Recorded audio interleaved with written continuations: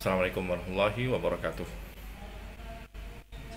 Bismillah, alhamdulillah, wassalatu wassalamu ala rasulillah Sayyidina Muhammad ibn Abdullah wa ala alihi wa sahbihi wa mawalah.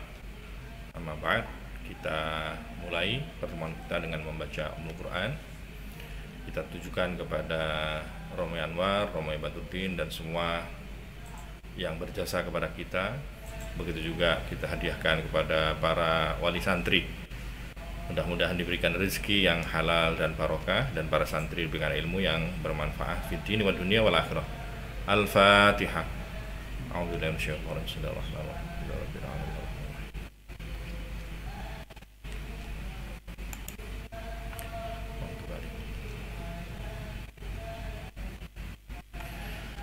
Baik, melanjutkan kajian kita mengaji hadis An-Nur Al-Badari. Pada bab kali ini membahas tentang salat berjamaah. Bismillahirrahmanirrahim.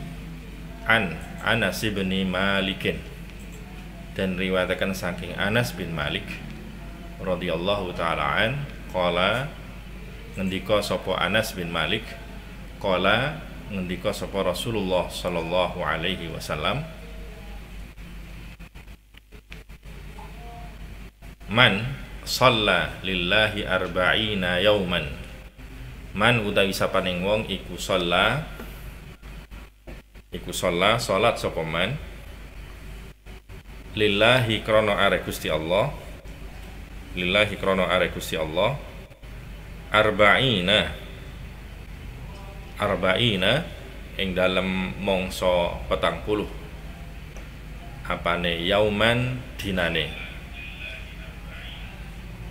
apane yauman dinane, fi jama'atin ing dalam jamaah, fi jama'atin ing dalam jamaah, fi jama'atin ing dalam jamaah, yudriku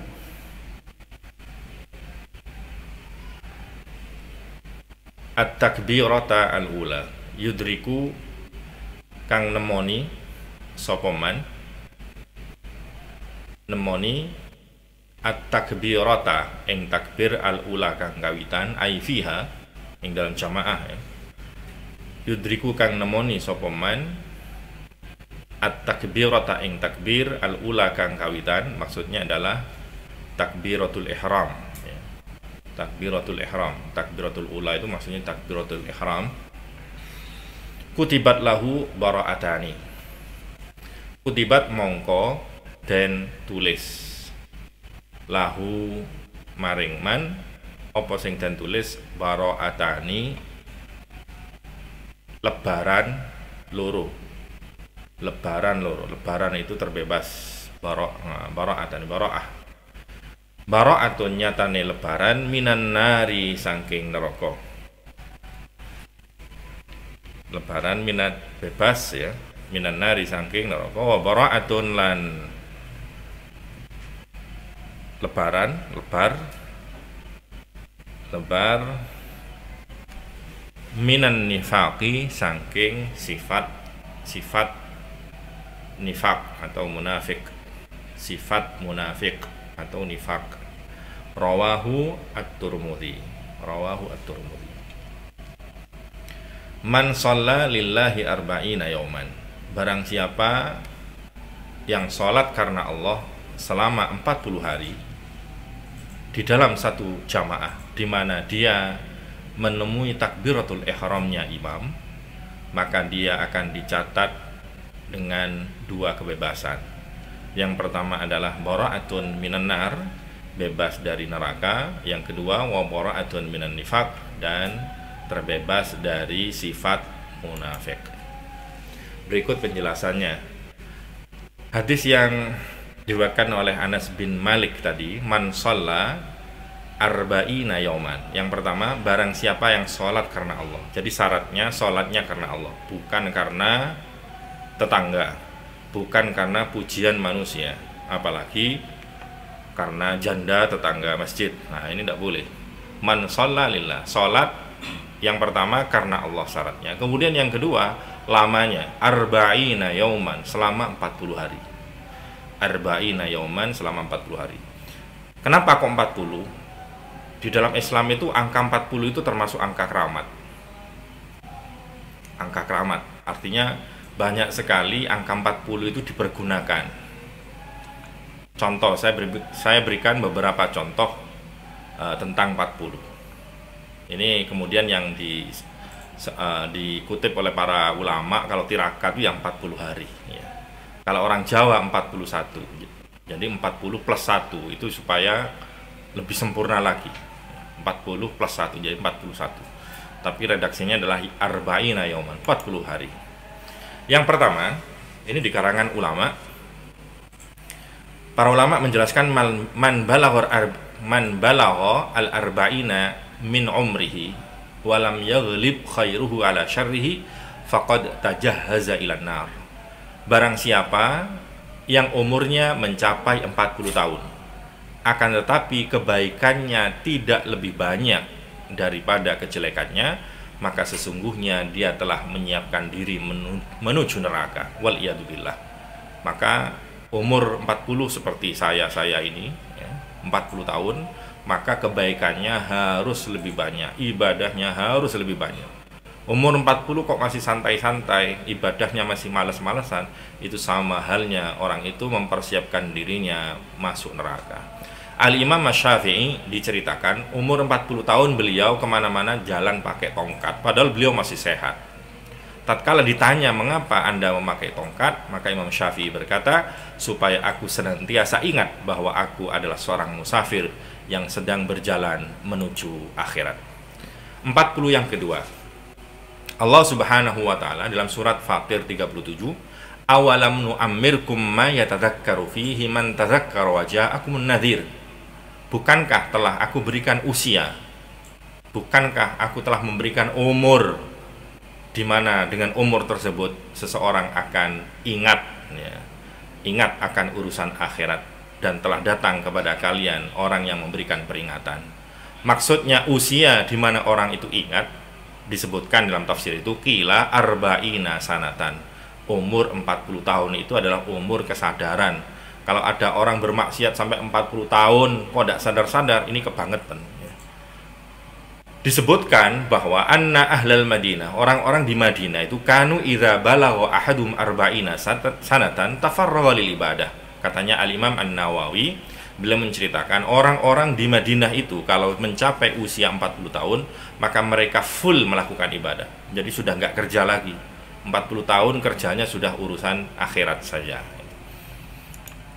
Kemudian 40 tahun itu juga merupakan usia atau durasi di mana Nabi Adam bertaubat di padang Arafah. Selama 40 tahun itu Nabi Adam tidak berani mengangkat kepala ke langit. Para nabi diangkat menjadi nabi, dilantik menjadi rasul itu ya usia 40 tahun. 40. Jadi 40. Ada 40 lagi, yaitu sholat biasanya dikerjakan oleh jamaah haji. Tatkala mereka pergi haji, maka mereka mukim di Madinah itu untuk melakukan sholat arba'in atau sholat 40 waktu di Masjid Nabawi. Selanjutnya di dalam Islam itu juga dikenal dengan arba'in, 40 hari, yaitu fase-fase penciptaan manusia, di mana baginda Rasul sallallahu alaihi wasallam bersabda, inna ahadakum yujma'u khalquhu fi batni ummi arba'ina yawman nutfah thumma yakunu 'alaqatan mithla dzalik thumma yakunu mudghatan mithla dzalik. Sesungguhnya salah seorang di antara kalian dikumpulkan dalam perut ibunya 40 hari berupa nutfah, 40 hari berikutnya berupa 'alaqah, 40 hari berikutnya berupa mudghah. Tidak ada 40 sehingga di dalam tradisi orang Jawa ada selamatan namanya selamatan neloni. Neloni itu maksudnya ngaping teloni petang puluh dino, berarti 4 bulan. Jadi 4 bulan. Jadi 3 kali 40. Fase 40 tadi fase nutfah, kemudian alaqah, summa mudghah. Jadi 40 angka. 40 juga kita kenal dengan hadis arba'in, sebagaimana kitab yang kita kaji juga arba'in. Man hafidha ala ummati arba'ina hadisan. Barang siapa dari umatku yang hafal 40 hadis. Kata para ulama, hafidha itu bisa hafal, bisa juga mempelajari dengan sesungguhnya, dengan niatan untuk mengamalkan. 40 hadis min amri dinihi, dari urusan agamanya, ba'atsahullahu faqihan, maka nanti dibangkitkan di hari kiamat dalam keadaan faqih, statusnya adalah orang yang ahli fikih, ahli agama. Wa kuntu lahu yaumal qiyamah syafi'an wa syahida. Nanti di hari kiamat aku, kata baginda Rasul, akan memberikan pertolongan, syafaat kepadanya dan menjadi saksi atas kebaikannya.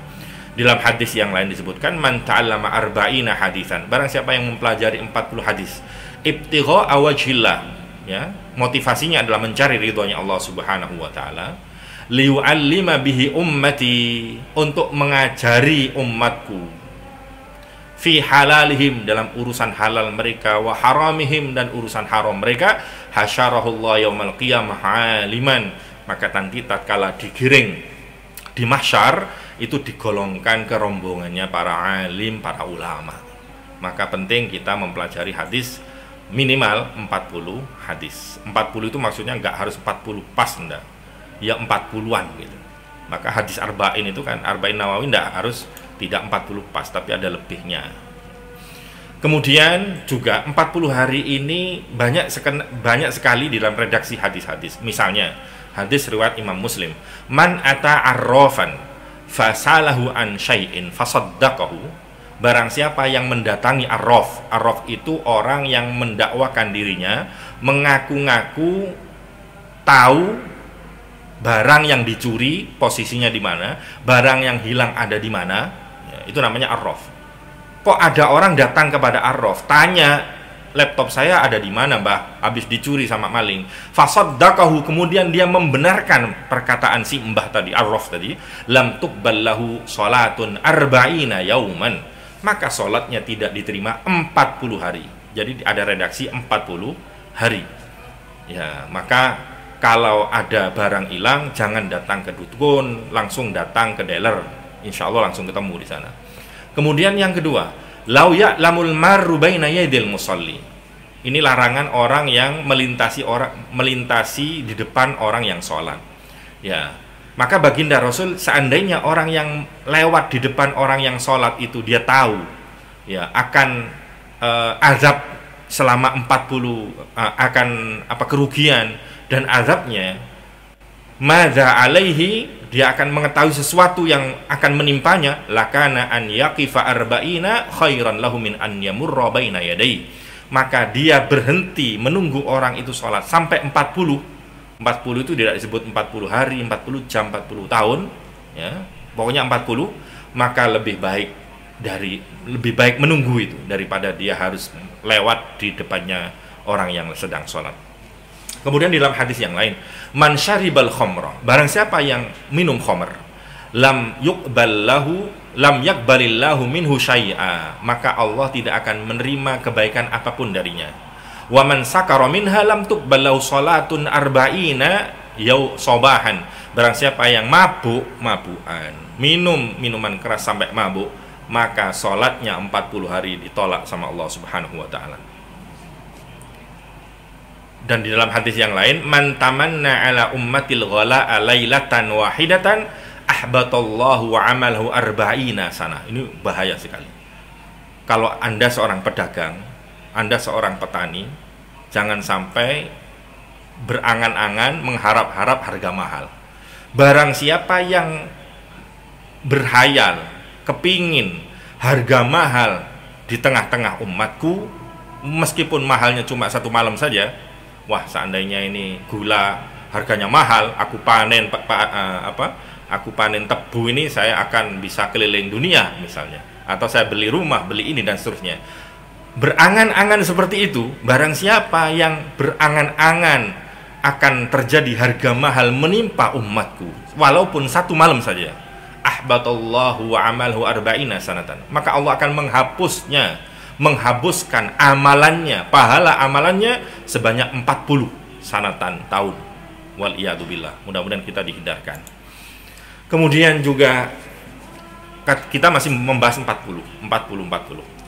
Di dalam hadis yang diriwayatkan oleh Sa'ad bin Malik, Barang siapa yang mengucapkan la ilaha illa anta subhanaka inni kuntu minadh dhalimin pada waktu dia sakit sebanyak 40 kali. Jadi kalau sakit wiritannya la ilaha illa anta subhanaka inni kuntu minadh dhalimin.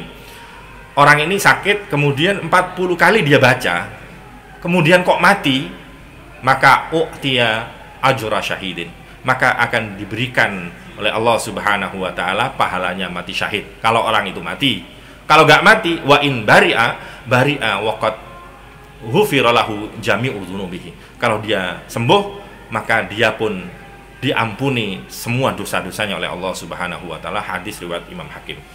Kemudian 40 yang lain adalah mamin mayyitin yusalli alaihi ummatun minal muslimin. Tidak ada orang mati kemudian yang menyolatinya itu ya beluhuna arba'ina.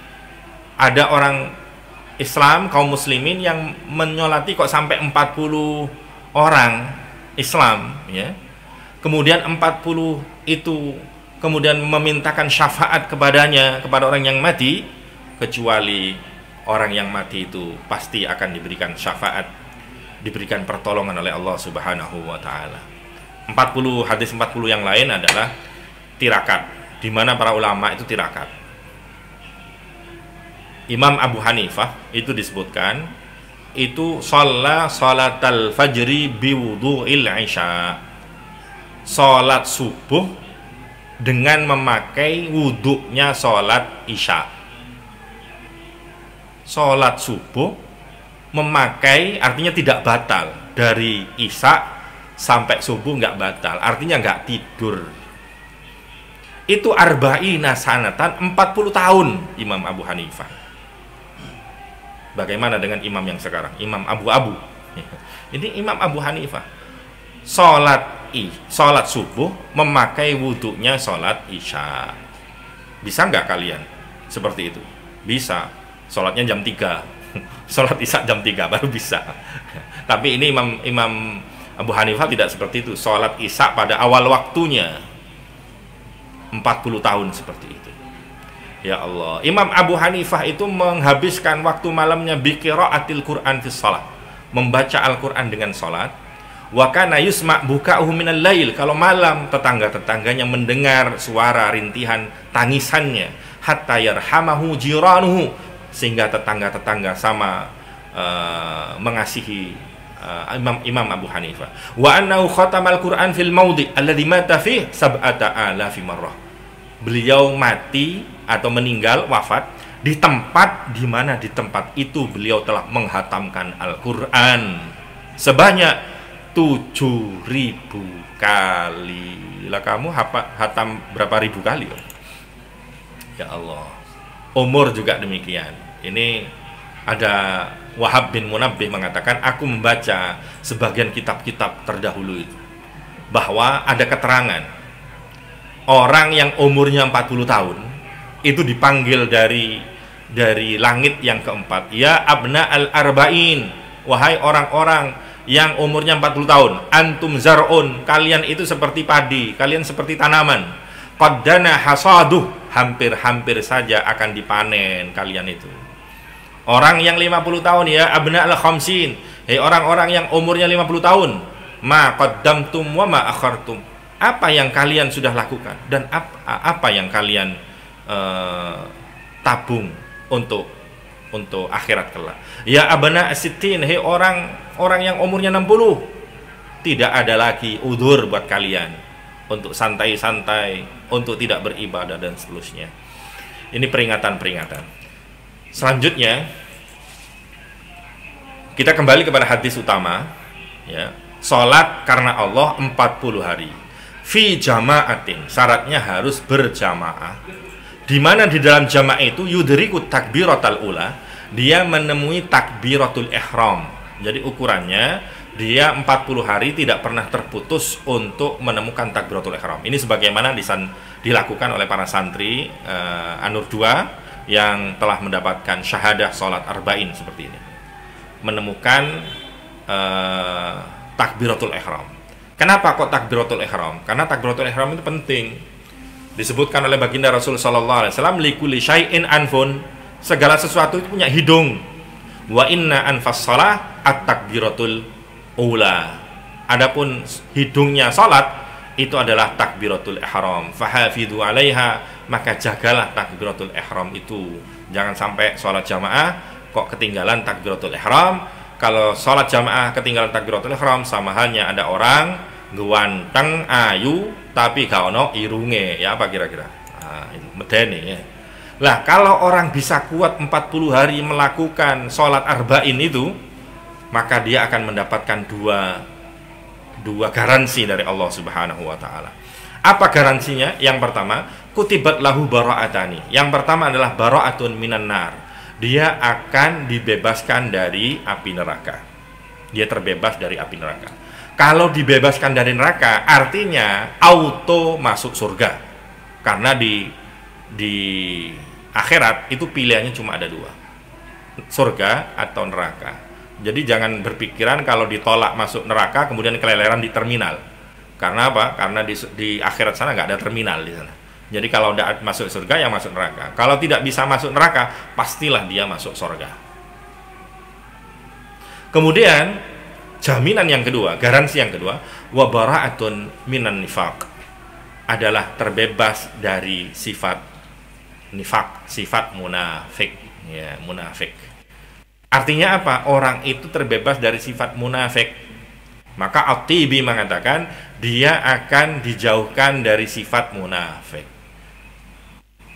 Maka dia nanti di akhirat juga akan dijauhkan dari azabnya sifat orang-orang munafik.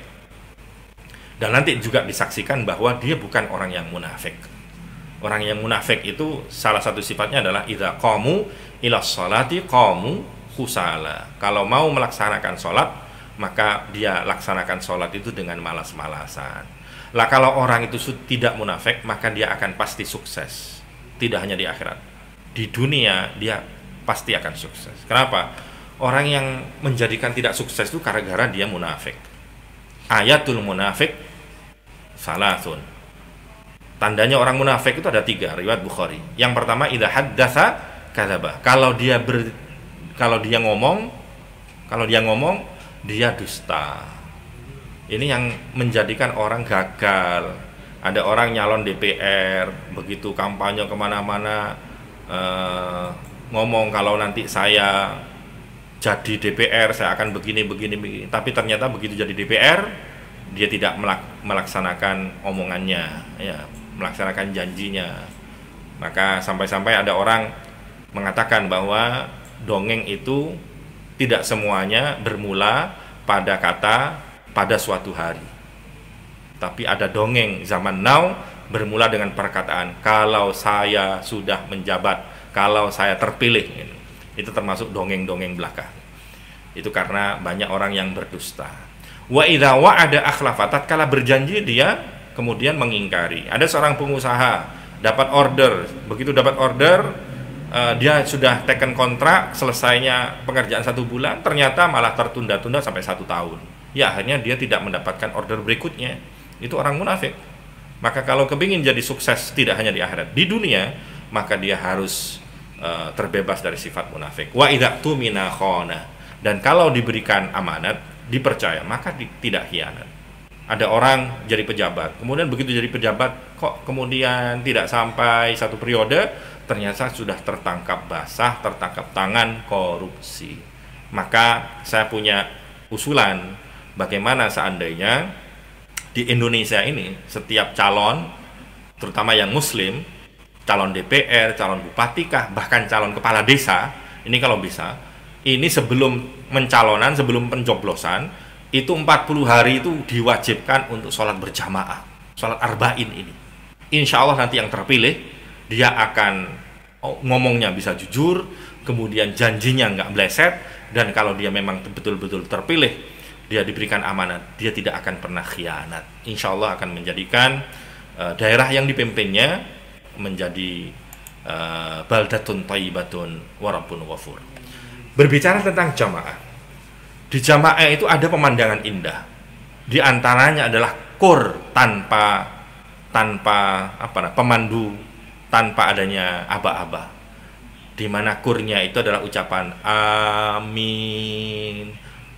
Tidak ada yang memandu. Apakah pernah ada sholat jamaah, begitu imam mengatakan waladhdallin, ayo kita bareng-bareng habis ini ngomong amin, 1, 2, 3 amin, tanpa ada aba-aba, semuanya langsung bareng. Dan ini pemandangan yang indah. Kenapa kok indah? Sampai-sampai pemandangan ini menjadi bahan di mana orang-orang Yahudi itu iri dengan agama Islam. Dalam hadis riwayat Baihaqi, baginda Rasul sallallahu alaihi wasallam bersabda, hasaduna 'alal qiblah allati hudina laha wa dhallu anha. Mereka ada 3 perkara yang diireni. Apa diireni itu? Mereka iri kepada orang Islam 3 perkara. Yang pertama adalah kiblat. Kita sholat menghadap kiblat, hidup menghadap kiblat, sampai mati orang Islam itu menghadap kiblat. Jadi coba kalau kalian pergi ke makam, maka makam-makam yang beraturan itu makamnya orang Islam. Kalau makamnya orang bukan Islam itu softnya itu nggak beraturan, nggak beraturan. Orang Islam menghadap kiblat baik waktu hidup sampai mati. Dan ini tidak dimiliki oleh agama lain, termasuk orang Yahudi iri sekali, kepingin punya kiblat sebagaimana orang Islam, lambang persatuan. Kemudian wa 'alal jum'ah allati hudina laha wa dhallu anha. Dan hari Jumat di mana orang Islam diberikan hidayah untuk menghidupkan hari Jumat, sementara mereka itu bleset, mereka itu sesat dari hari yang diistimewakan oleh Allah Subhanahu wa taala, yaitu hari Sabat, hari Sabtu kalau orang Yahudi. Kemudian yang ketiga adalah wa ala qaulina khalfal imam amin, dan ucapan kita di belakang imam yaitu amin. Maka itu adalah perkara yang sangat luar biasa. Orang non muslim itu juga mengucapkan amin di tempat ibadah-ibadah mereka. Kalau berdoa amin, tapi gak serempak aminnya seperti kayak orang doa itu amin, satunya amin. Tidak ada yang secara serempak amin, tidak ada, seperti indahnya orang Islam. Nah, kemudian berbicara tentang kiblat tadi, kiblat ya, maka kiblat kita itu adalah di Ka'bah. Dan ternyata dikatakan oleh para ulama, dan ini didukung dengan sain, akhir-akhir ini banyak yang nulis membenarkan. Al-Imam Al-Qurtubi tatkala menafsirkan Al-Baqarah 143, ada kata ummatan wasato. Orang Islam itu, kaum muslimin itu menjadi ummatan wasato, umat yang moderat, umat yang tengah-tengah. Beliau mengatakan, Imam Qurtubi, al-makna wa kama annal Ka'bah wasatal ard kadzalika ja'alnakum ummatan wasata. Sebagaimana Ka'bah terletak di tengah-tengah bumi, maka kami menjadikan juga kalian sebagai umat yang tengah-tengah, yang moderat. Dan ini banyak sekali penelitian-penelitian tentang punjernya bumi. Itu ternyata betul, itu ada di Ka'bah. Maka benar kalau Ka'bah itu menjadi pusat ibadahnya kaum muslimin. Karena orang menghadap ke Ka'bah itu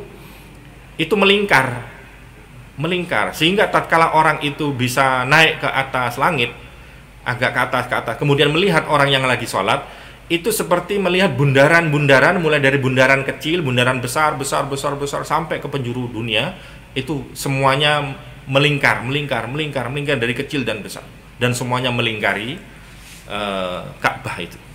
Kemudian tatkala Abu Hayyan menafsirkan dalam kitab Al-Bahrul Muhit, menafsirkan Quran surat Al-An'am 92 tentang Ka'bah, tentang Ummul Qura, Makkah ya, Ummul Qura itu jamak daripada qaryah. Qaryah itu bisa diartikan desa, bisa diartikan negara ya. Maka Ummul Qura itu adalah induknya negara-negara. Apa itu? Makkah. Summiyat bidzalik li'annaha mansya'uddin. Makkah itu disebut induknya negara karena dari situlah tempat tumbuhnya agama. Wadahwul ardi minha, dan tempat menyebarnya bumi. Ini kalau kalian belajar misalnya teori Big Bang, bahwa dulu itu bumi itu atau alam semesta tercipta dari satu titik, kemudian menyebar, dan titik pertama itulah untuk bumi itu adalah Makkah. Wali annaha wasatul ard, dan wali annaha wasatul ardi, dan karena sesungguhnya Makkah itu adalah tengah-tengahnya bumi. Kemudian yang kedua adalah yang orang-orang Yahudi itu iri kepada kiblat, kemudian iri kepada Jumat. Jumat itu hari yang istimewa. Baginda Rasul sallallahu alaihi wasallam dalam riwayat Ahmad bersabda, Sayyidul Ayyam Yaumul Jum'ah. Hari yang terbaik itu adalah hari Jumat. Hari yang paling agung di sisi Allah adalah hari Jumat. Ya, bahkan lebih agung daripada hari raya Idul Fitri ataupun Idul Adha. Itu hari Jumat. Wa fi khamsu hisalin au khamsu khilalin. Di dalam hari Jumat itu terdapat 5 perkara yang agung. Yang pertama, Allah menciptakan Nabi Adam pada hari Jumat. Allah menurunkan Nabi Adam ke bumi hari Jumat. Allah mewafatkan Nabi Adam hari Jumat. Di hari Jumat itu ada waktu. Tidak ada seorang hamba meminta kepada Allah kecuali dikabulkan oleh Allah Subhanahu wa taala. Dan kemudian yang kelima, wa fihi taqumus saah. Dan hari Jumat itu hari di mana terjadinya kiamat. Maka hari kiamat itu sudah diketahui. Kapan? Hari Jumat. Tanggal berapa? Ya pokoknya hari Jumat. Nggak ada tanggalnya, nggak ada bulannya, nggak ada tahunnya. Lek gak Jumat ngarep, yo ngarepe meneh. Ngarepe mone kok gurung kiamat, yo ngarepe meneh gitu. Pokoknya hari Jumat itu terjadinya hari kiamat. Maka kalau ada hari seperti sekarang, hari apa sekarang? Hari Senin. Kok ada gempa, kemudian angkasa berwarna hitam apa, nggak usah takut, pasti itu bukan kiamat, karena kiamat itu terjadinya hari Jumat. Nah kemudian, dan yang ketiga adalah ucapan amin tersebut. Nah kita berpindah kepada hadis yang kedua tentang sholat berjamaah. Bismillahirrahmanirrahim. An Abi Musa, dan dikatakan saking Abu Musa al-Asy'ari qala ngendika sapa Abu Musa, qala ngendika sapa an-Nabi sallallahu alaihi wasallam, a'zamun nasi utawi luweh agunge menungso, apane ajron ganjarane fis sholati ing dalam salat iku ab'aduhum luweh adohe annas, fa ab'aduhum mongko luweh adohe annas, luweh ado niku apane mamshan mlakune, walladzi utawi wong yen tadiru kang ngenteni sapa alladzi as-sholata ing salat hatta yusalliya singgo salat sapa alladzi ha ing as-shalah ma'al imam sartane imam iku a'zamu luwe agung apane ajron ganjarane minal ladzi tinimbang saking wong yusolli kang salat sapa alladzi tsumma yanamu nuli turu sapa alladzi rawahu al-Bukhari. Baginda Rasul sallallahu alaihi wasallam bersabda, a'zamun nasi ajran fis shalah ab'aduhum fa ab'aduhum mamsha. Orang yang paling besar pahalanya di dalam pelaksanaan sholat itu adalah orang yang paling jauh rumahnya, yang paling jauh jalannya. Maka tatkala ada orang datang ke masjid untuk melakukan sholat berjamaah, rumahnya jauh, jangan mengeluh, justru harus bahagia, harus senang. Karena di antara jamaah yang sholat itu yang paling besar pahalanya adalah orang yang paling jauh berjalannya. Dan orang yang menunggu sholat, habis sholat, menunggu sampai pelaksanaan sholat bersama imam atau berjamaah, itu tentunya lebih besar pahalanya daripada orang yang sholat kemudian tidur. Ya, begitu ada jamaah, kemudian dia bangun melakukan sholat jamaah tanpa menunggu imam tentunya. Di dalam footnote, di dalam kitab An-Nur Al-Badari itu saya sertakan ada hadis yang lain. Di zamannya Baginda Rasul ada di Madinah, itu ada Bani Salamah. Bani Salamah itu satu bani, ya, satu bani, yang mana Bani Salamah ini rumahnya jauh dari masjid, tapi dia setiap hari datang ke masjid. Maka karena merasa masyaqqat, merasa kesulitan, untuk lebih mudahnya, maka Bani Salamah ini mencari rumah, kepingin pindah, kepingin membeli rumah yang ada di dekatnya masjid. Mendengar hal ini, maka Baginda Rasul sallallahu alaihi wasallam bersabda, ya Bani Salamah, diyarakum tuktab asarukum. Diyarakum, menetaplah di rumah-rumah kalian yang sekarang, nggak usah pindah-pindah. Tuktab asarukum, karena langkah kakimu, jejak kakimu menuju masjid itu akan dicatat sebagai pahala oleh Allah Subhanahu wa taala, sehingga semakin banyak langkah kaki semakin banyak pahalanya di sisi Allah Subhanahu wa taala. Baginda Rasul seperti itu. Maka yang rumahnya jauh-jauh, kemudian dia setiap hari datang ke masjid, nggak usah punya keinginan karena kepingin rumahnya dekat dengan masjid. Karena yang menjadikan mudah ke masjid itu bukan lokasinya. Betapa banyak kita saksikan orang-orang yang dekat rumahnya dekat masjid justru tidak pernah datang ke masjid. Saya khawatir orang yang jauh dari masjid kemudian kok beli rumah di dekat masjid malah gak jamaah di masjid. Karena itu bukan urusan dekat atau jauh, akan tapi urusan hidayah dari Allah Subhanahu wa taala. Tapi kemudian yang sudah rumahnya dekat ya jangan kemudian punya keinginan kalau gitu sudah saya akan pindah yang jauh dari masjid. Ya jangan. Jadi kalau sudah punya rumah ya itu disyukuri, nggak usah kepingin sing liyo gitu loh. Syukuri apa yang ada. Kalau memang jauh ya sudah, kamu bersyukur karena kamu mendapatkan pahala yang lebih banyak daripada orang yang lain. Ada hadis riwayat Ahmad, ini hadis yang sahih dikatakan oleh para ulama. Man masya ila sholatin maktubah, barang siapa yang berjalan menuju sholat fardu, sholat 5 waktu, ya, maksudnya orang yang berjalan ke masjid, wahwa mutatahhirun, dia dalam keadaan suci, bersuci di rumahnya, kemudian dia berangkat menuju masjid, kana lahu ka ajril hajil muhrim, maka dia mendapatkan pahalanya seperti pahala yang didapatkan oleh orang haji dan orang yang berihram. Subhanallah, betapa besar pahalanya. Ini hadisnya sahih. Sekali lagi hadisnya sahih. Jadi bukan hadis hoax ini ya. Hadis hoax itu nanti pahalanya begini-begini, ternyata dilakukan berat-berat, begitu di akhirat ternyata gak ada, itu hoax itu namanya. Cuma PHP saja, maka perlu itu hadisnya yang sahih. Dan ini diriwayatkan oleh para ulama, dikatakan ini hadisnya sahih. Barang siapa yang berjalan menuju sholat fardu, menuju masjid maksudnya, dalam keadaan suci, maka dia akan mendapatkan pahala haji dan orang yang berihram. Maka ini ada sebuah baligo besar ini. Ada baligo besar ini ditempatkan, ada beberapa masjid yang rupanya membuat baligo seperti ini. Kehilangan sandal di masjid hanyalah masalah kecil, hanyalah musibah kecil. Kehilangan sandal di masjid hanyalah musibah kecil. Musibah besar itu ketika sandal kita tak pernah kelihatan ada di masjid. Maka kalau sandal kalian hilang di masjid, alhamdulillah, itu artinya kamu dapat musibah kecil. Nah kalau saya nggak pernah hilang sandalnya. Memang nggak pernah ke masjid. Apanya yang mau hilang? Orangnya yang hilang. Itu musibah besar. Gitu. Maka dari itu dikatakan oleh para ahli hikmah, perjalanan yang terberat itu adalah perjalanan menuju masjid. Perjalanan yang terberat itu adalah perjalanan menuju masjid.